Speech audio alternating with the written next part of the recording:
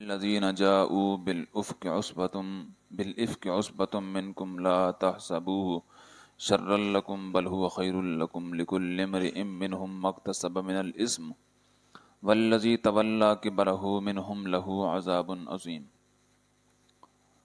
سورہ النور کی آیت نمبر 10 میں نے آپ کے سامنے تلاوت کی ہے۔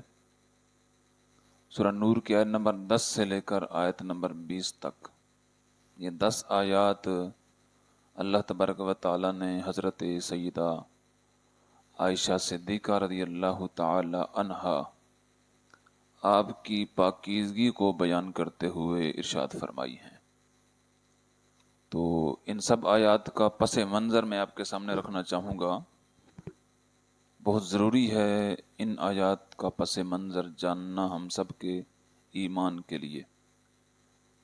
حضور نبی کریم صلی اللہ علیہ وسلم جب بھی سفر کا ارادہ فرماتے تھے، اپنی ازواج مطہرات کے درمیان قرعہ ڈالتے تھے۔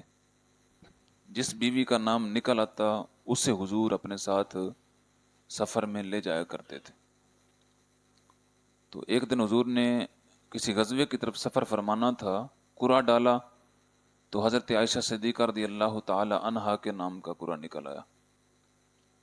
ان کے لیے ایک خاص طور پر ہودج تیار کیا گیا، چھوٹا سا کمرہ نما جسے ڈولی کہتے ہیں، اس میں بٹھا دیا اور ایک اونٹ کے اوپر رکھ دیا گیا۔ غزوے سے واپسی پر مدینے کے قریب ایک مقام پہ قافلہ رک گیا۔ صبح کی نماز کا وقت تھا۔ جب قافلہ رکا تو حضرت عائشہ صدیقہ رضی اللہ تعالی عنہا آپ رفع حاجت کے لیے قافلے سے کچھ فاصلے پر چلی گئیں، جنگل کی طرف۔ رفع حاجت سے جب واپس آپ آئیں تو اس وقت آپ نے اپنے گلے میں ہار پہنا ہوا تھا سونے کا، اس کو چیک کیا تو وہ نہیں تھا۔ پھر آپ اس ہار کو تلاش کرنے کے لیے اسی مقام پر گئیں جہاں پہ رفع حاجت کے لیے گئی تھی۔ وہاں ہار کو تلاش کرتے کرتے آپ کو دیر ہو گئی، ہار مل گیا تو آپ اس کو اٹھا کر واپس پہنچی تو قافلہ وہاں سے روانہ ہو چکا تھا۔ کوئی بھی وہاں پر نہیں تھا اور دور دور تک قافلے کے آثار نظر نہیں آتے تھے۔ تو حضرت عائشہ صدیقہ رضی اللہ تعالی عنہا اسی جگہ پر جہاں ان کا اونٹ بیٹھا تھا وہاں اپنے آپ کو چادر میں لپیٹ کر بیٹھ گئیں۔ قافلے والوں نے آپ کا ہودج اٹھایا۔ آپ کی جو طبیعت تھی وہ ہلکی پھلکی، زیادہ جو ہے وہ موٹی نہیں تھی، آپ ہلکی پھلکی طبیعت کی مالکہ تھیں، پتہ نہیں چلتا تھا کہ اس کے اندر کوئی ہے یا نہیں ہے، بالکل کم وزن تھا آپ کا۔ انہوں نے یہی سمجھا کہ آپ اس میں موجود ہیں، اس کو اٹھایا اور اونٹ پہ رکھ دیا اور چل پڑے۔ اب آپ وہاں بیٹھی تھیں، ایک صحابی جن کا نام حضرت صفوان بن معطل رضی اللہ تعالیٰ عنہ، اتفاق سے وہ قافلے سے پیچھے تھے۔ ان کا جب وہاں سے گزر ہوا تو انہوں نے دیکھا کہ چادر میں لپٹے کوئی شخص بیٹھا ہوا ہے۔ وہ جب قریب ہوئے تو حضرت عائشہ صدیقہ رضی اللہ تعالیٰ عنہا کو چونکہ پردہ کی آیات نازل ہونے سے پہلے حضرت سفیان نے دیکھا ہوا تھا، جو جب نظر پڑی تو پہچان لیا۔ آپ نے پڑھا انا للہ و انا الیہ راجعون، اور اپنے اونٹ کو بٹھایا اور بٹھا کے حضرت عائشہ صدیقہ رضی اللہ تعالیٰ عنہ سے فرمایا کہ اس کے اوپر جو ہے سواری ہو جائے آپ۔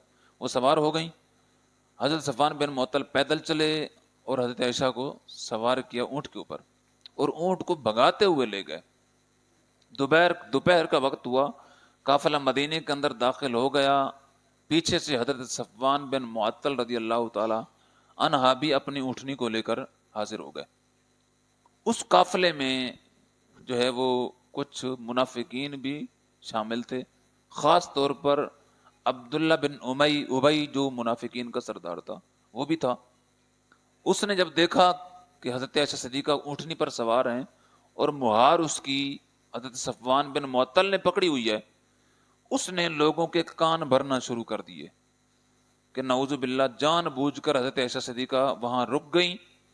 ان کا اور حضرت صفوان بن معطل کا آپس میں غلط تعلق ہے، بہتان لگا دیا، الزام لگا دیا، الزام تراشی کر دی۔ اب مدینے میں چونکہ داخل ہو گئے، یہ واقعہ سننا اور سمجھنا اس لیے بھی ضروری ہے کہ اب کچھ لوگ اب بھی وہی عقیدہ رکھتے ہیں اہل بیت اطہار حضور کی زوجہ پر الزام تراشی والا. تو یہ بہت ضروری ہے اس کو سمجھنا. آپ اپنے گھر میں تشریف لے گئیں, حضرت صفوان بن معطل وہاں پر رہے. کچھ لوگ جو منافقین تھے انہوں نے افواہیں اڑانا شروع کر دیں, یہ حضور کے گھر والے, آپ کی زوجہ جو ہے وہ ایک صحابی کے ساتھ غلط تعلقات ہیں ان کے. بعض صحابہ کرام بھی اس غلط فہمی کا شکار ہو گئے, جن میں حضرت حمنہ رضی اللہ تعالی عنہ عورتوں میں سے تھیں, اور مردوں میں سے حضرت حضور کے مشہور صحابی جو حضور کی نعت پڑھا کرتے تھے, حسان بن ثابت رضی اللہ تعالیٰ عنہ, وہ اس میں شامل تھے, اور ایک حضرت مستح رضی اللہ تعالیٰ. 2 صحابی اور ایک صحابیہ اس الزام کے اندر نہ جانتے ہوئے شامل ہو گئے کہ واقعی ایسا ہو سکتا ہے. حضور نبی کریم صلی اللہ علیہ وسلم پریشان ہو گئے. حضرت عائشہ فرماتی ہیں میں گھر میں تھی, مجھے اس بات کا علم نہیں تھا کہ مجھ پر بھی الزام لگایا جا سکتا ہے. میرے گھر میں آنا جانا لوگوں کا, عورتوں کا بند ہو گیا. حضور صلی اللہ علیہ وسلم میرے گھر میں آتے تھے مگر مجھ سے ویسے پیش نہیں آتے تھے جیسے پہلے آتے تھے. تو میں بہت پریشان تھی, بھی کیا معاملہ ہے, حضور مجھ سے محبت والا وہ معاملہ نہیں فرما رہے جو پہلے فرماتے تھے. کہتی 1 مہینہ ایسے گزر گیا, پورا مہینہ. مہینے بعد میں بیمار ہو گئی کہ کیا معاملہ ہے, حضور مجھ سے دور ہوتے جا رہے ہیں. پھر کیا ہوا کہ ایک دن کہتی ہیں میرے گھر میں حضرت مستہ رضی اللہ تعالیٰ عنہ کی والدہ آئیں, حضرت ام مستہ, وہ میرے گھر میں آئیں. میں اور وہ رفع حاجت کے لیے باہر گئیں, کیونکہ اس وقت یہ واش روم وغیرہ کا نظام نہیں ہوتا تھا, باہر جا کر کرتے تھے. باہر گئیں, راستے میں مجھے حضرت ام مستہ نے فرمایا, انہوں نے کہا کہ میرے بیٹے پر اللہ کی لعنت ہو, مستہ پر, کہ وہ تیرے اوپر الزام تراشی میں شامل ہو گیا. حضرت ایسے فرماتی میں حیران ہو گئی, کون سا الزام؟ اس نے کہا یہ کہ حضرت صفوان بن معطل کا آپ کے ساتھ غلط تعلق ہے. حضرت عائشہ صدیقہ رضی اللہ تعالیٰ عنہ آپ پر غشی طاری ہو گئی, بے ہوش ہو گئی. آپ کو جب ہوش آیا تو حضرت ام مستہ آپ کو گھر میں لائیں. تو حضرت عائشہ فرماتی میں بہت پریشان ہو گئی, حضور گھر میں تشریف لائے, میں نے آپ سے کہا کہ مجھے اجازت دیں, میں اپنے باپ کے گھر جانا چاہتی ہوں. حضور نے اجازت فراہم کی, ایک غلام ساتھ بھیجا, میں اور وہ غلام حضور اپنے گھر میں چلے گئے. میں نے اپنے باپ سے پوچھا میرے اوپر لوگوں نے الزام لگایا, انہوں نے کہا ہاں الزام لگایا لیکن اس میں کوئی سچائی نہیں ہے. اپنی ماں سے پوچھا, یہاں تک کہ ایک دن وہاں پر بھی گزر گیا روتے ہوئے. حضور نبی کریم صلی اللہ علیہ وسلم ہمارے گھر میں تشریف لائے, حضور نبی کریم صلی اللہ علیہ وسلم ہمارے گھر میں تشریف لائے. جب حضور ہمارے گھر میں آئے تو حضور میرے پاس آ کر بیٹھ گئے. میں نے اپنے باپ سے کہا کہ حضور سے بات کریں میرے بارے میں کہ میں پاکیزہ ہوں. میرے باپ خاموش رہے, میری ماں بھی خاموش رہی. پھر میں نے خود بات کی, عرض کیا رسول اللہ صلی اللہ علیہ وسلم, لوگ جو مرضی کہیں میرے بارے میں, لیکن میرا اللہ جانتا ہے کہ میرا دامن بہت پاک ہے. حضور نے فرمایا اگر ایسا ہی ہے تو اللہ تیرے بارے میں برات کا ضرور اظہار فرمائے گا. بس یہ باتیں ہو رہی تھی کہ حضرت جبریل امین علیہ السلام اللہ تبارک و تعالیٰ کی بارگاہ میں یہ 10 آیات لے کر حضور کی بارگاہ میں حاضر ہو گئے, اور آ کر حضور کی زوجہ محترمہ کی برات کا اعلان فرمایا. اب حضور نے وہ 3 صحابی, جو 2 صحابہ تھے اور ایک صحابیہ تھی, ان تینوں کو 80 کوڑے مروائے, جو کہ تہمت کی معافی مانگو, اللہ نے تمہیں معاف کر دیا ہے. اور باقی لوگوں کے بارے میں حضور نے اعلان کیا چن چن کر کے, یہ منافق ہیں جو میرے اور میرے گھر والوں کے بارے میں بکواسات کرتے ہیں. اب یہاں پر 2 گروہ, ایک وہ گروہ جو اس وقت حضرت عائشہ صدیقہ رضی اللہ تعالیٰ عنہ پر تہمت لگاتا تھا, وہ آج بھی تہمت لگاتا آ رہا ہے. میں اس ممبر پہ بیٹھ کے آج تک کسی بھی فرقے کا مسلک کا نام لے کر گفتگو نہیں کی میں نے, نہ میرا یہ مزاج ہے. لیکن جب حضور کی ازواج کا معاملہ ہو یا حضور کی ذات کا معاملہ ہو, مجبوری بن جاتی ہے مسلک کا نام لینا. اہل تشیع جن کو ہم شیعہ کہتے ہیں, آج بھی وہ اسی حضور صلی اللہ علیہ وسلم کی زوجہ محترمہ کی تہمت کو لے کر آ رہے ہیں, اور وہ کہتے ہیں کہ وہ حضرت صفوان کے ساتھ نعوذ باللہ غلط تھی, وہ ناپاک تھی, پاک نہیں تھی. اس کی ایک وجہ یہ بھی ہے کہ وہ حضرت ابو بکر صدیق کی بیٹی ہیں, اور شیعہ حضرات چونکہ حضرت ابو بکر صدیق کو جو ہے وہ گالی دیتے ہیں, اس لیے ان کی بیٹی ہونے کی وجہ سے ان پر تہمت لگاتے ہیں. تو جو حضور کی بیوی پر تہمت لگائے, ہمارا اخلاقی طور پر بھی اور ایمانی طور پر بھی ان کے ساتھ کسی قسم کا تعلق نہیں ہونا چاہیے.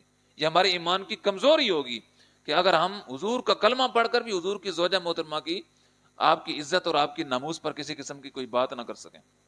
حضور کی ازواج پاکیزہ ہیں, اللہ نے قرآن میں بیان کر, اس سے بڑی پاکیزگی کیا ہو سکتی ہے کہ قرآن بیان کر دے. اور دوسرا گروہ وہ تھا جس نے ناجائز فائدہ اٹھایا، عبداللہ بن ابی کی قوم کا، جو اب تک جاری ہے۔ اس نے کہا جی اگر نبی پاک صلی اللہ علیہ وسلم کو غیب کا علم ہوتا تو حضور نبی کریم صلی اللہ علیہ وسلم صحابہ سے کہتے بھائی یہ جو ہودج لا رہے ہو اونٹنی پہ رکھ کے، اس میں میری زوجہ تو نہیں ہے؟ یا حضور کو پتہ چل جاتا کہ میری زوجہ کا ہار گم گیا ہے اور وہ کس مقام پر ہے۔ یا یہ بھی نہیں تو جب مدینے میں پہنچ آئی تھی حضور فرما دیتے مہینہ خاموش کیوں رہے، حضور کہہ دیتے بھئی میری زوجہ پاک ہے، اس پر الزام تراشی مت کیجئے۔ تو لہذا حضور کو غیب کا علم نہیں تھا، اس لیے حضور نے خاموشی اختیار کی ہے، یعنی حضور کی ذات میں نقص بیان کرتے ہیں۔ اب یہ طبقہ کون سا ہے؟ یہ اہل حدیث اور دیوبند حضرات، جو حضور صلی اللہ علیہ وسلم کی ذات میں نقص بیان کرتے ہیں کہ ان کو غیب کا علم نہیں تھا۔ اب ان دونوں باتوں کا جواب میں حضرت عائشہ کی پاکیزگی کا بیان تو اللہ نے قرآن میں کر دیا ہے، لیکن حضور کی غیب والی بات کا، چونکہ حضور کی اپنی بیوی کا معاملہ تھا، اس لیے حضور نبی کریم صلی اللہ علیہ وسلم ایک مہینہ خاموش رہے کہ میری بیوی کا معاملہ ہے، اس کا جواب میں دوں گا تو لوگ کہیں گے چونکہ ان کی بیوی ہے، اس لیے یہ اپنی بیوی کی عزت کو بچانے کے لیے غلط بیانی سے کام لے رہے ہیں۔ اس لیے حضور نے خاموشی اختیار کی کہ میں نہیں جواب دوں گا، میرا اللہ جواب دے گا کہ میری بیوی پاکیزہ ہے۔ حضور خاموش رہے۔ اور ہوتا بھی ایسے ہی ہے، کوئی اپنی بیوی کے بارے میں خود گواہی دے کہ نہیں وہ پاک ہے، صاف ہے، تو لوگ اس پر اعتماد کم کرتے ہیں۔ اس کا بھائی دے یا اس کا باپ دے یا کوئی اس کا پیر دے بڑا تو وہ زیادہ اعتماد کرتے ہیں۔ حضور خاموش رہے۔ دوسری وجہ یہ تھی حضور نبی کریم صلی اللہ علیہ وسلم اپنے اور بیگانوں میں فرق کرنا چاہتے تھے کہ کون لوگ ہیں جو ہمارے ہاتھ چومتے ہیں، ہمارے پیچھے نمازیں پڑھتے ہیں اور ہمارے سامنے جھک کر سلام کرتے ہیں ہمیں، اور ہماری پیٹھ پیچھے ہمارے اور ہمارے گھر والوں کے بارے میں جو غلط نظریات رکھتے ہیں۔ حضور چاہتے تھے کہ وہ سب ظاہر ہو جائیں، منافقوں کو ظاہر کرنا چاہتے تھے سرکار دو عالم صلی اللہ علیہ وسلم، اس لیے حضور خاموش رہے۔ اللہ تبارک و تعالی نے پھر آیت یہ نازل کی۔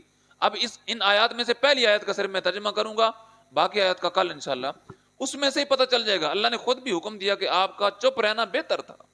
اللہ نے فرمایا ان الذین جاءوا بالافک عصبۃ منکم لا تحسبوا شر لکم، بے شک آپ کی جماعت میں سے کچھ لوگوں نے آپ کی زوجہ پر تہمت لگائی، لا تحسبوا شر لکم، تم اس کو برا گمان نہ کرو۔ حضور سے فرمایا اللہ تبارک و تعالی نے تم اس کو برا گمان نہ کرو، بل ہوا خیر لکم، بلکہ یہ بہتر ہے تمہارے لیے۔ بہتر اس لیے کہ تمہیں پتہ چل چکا ہے کہ اب منافق کون ہے اور مخلص کون ہے، پتہ چل گیا ہے۔ اسی طرح اللہ تبارک و تعالی نے فرمایا بل ہوا خیر لکم لکل امرئ منہم ما اکتسب من الاثم، ان میں سے جس نے جو گناہ کیا اس کو اللہ تبارک و تعالی اس کی سزا ضرور دے گا۔ والذی تولی کبرہ منہم، اور ان کا جو بڑا سربراہ ہے یعنی عبداللہ بن ابی، عذاب علیم، اس کے لیے دردناک عذاب ہے۔ جب تہمت لگتی ہے نا کسی پر، اس وقت اپنوں اور بیگانوں کا فرق ہو جاتا ہے۔ جو اپنے ہوتے ہیں وہ ساتھ کندھے سے کندھا ملا کر کھڑے ہوتے ہیں کہ نہیں ایسا ہو ہی نہیں سکتا، جو بیگانے ہوتے ہیں وہ اس تہمت میں شریک ہو جاتے ہیں۔ ابھی بھی یہی زاویہ ہے، آپ میں، مجھ پہ، ہمارے گھر میں سے کسی کے اوپر کوئی تہمت لگ جائے، اس وقت دو گروہ بن جاتے ہیں۔ ایک وہ ہوتا ہے جو کہتا ہے نہیں ایسا ہی ہے، واقعی یہ غلط ہے۔ ایک وہ ہوتا ہے وہ کہتا ہے نہیں ہم ان کو جانتے ہیں بالکل پاک ہیں۔ تو یہ تہمت والا معاملہ جو ہوتا ہے، اللہ نے فرمایا کہ تم خاموش رہو، بہتر ہے تمہارے لیے۔ اب جو تمہارے اپنے ہیں وہ ظاہر ہو جائیں گے، ایسا ہوا بھی۔ تو یہ اللہ تبارک و تعالی نے اپنی نبی صلی اللہ علیہ وسلم، آپ کی زوجہ محترمہ، آپ کی پاکیزگی کو قرآن کے اندر بیان کر دیا ہے۔ اب اگر کوئی گروہ حضور کی زوجہ پر انگلی اٹھاتا ہے، گویا کہ وہ قرآن پاک کی آیات کا انکار کرنے والا ہے، اور جو قرآن کی آیات کا انکار کرے وہ مسلمان نہیں ہو سکتا ہے، وہ کافر ہی ہے اور پکا کافر ہے۔ اللہ تبارک و تعالی ہم سب کو عمل کی توفیق عطا فرمائے۔